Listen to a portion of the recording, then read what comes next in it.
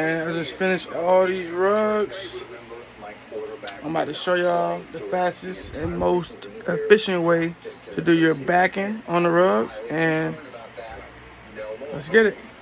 And then last but not least, make sure you got some kind of drop cloth, or you can use extra fabric that you have and put it on the ground, try to protect our carpet. Right now I'm just putting some of these extra pieces that I have for backing. I'm just putting it on the ground as like my drop cloth.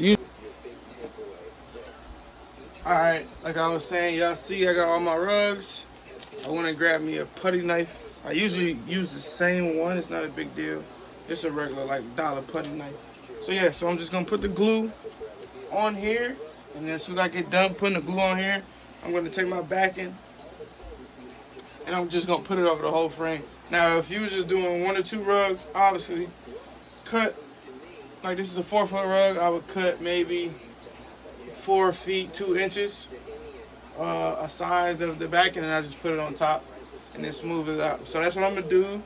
But obviously I did an entire canvas, so I'm gonna put the whole thing on here.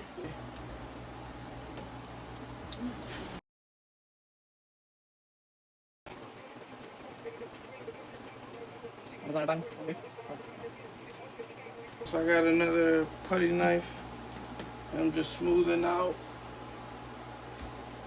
all of this basically against the glue so it can stick.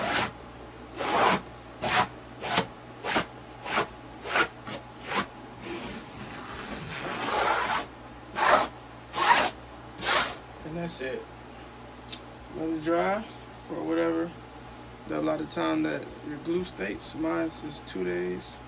So I'm gonna let it dry for 2 days, and then I'm gonna cut them down.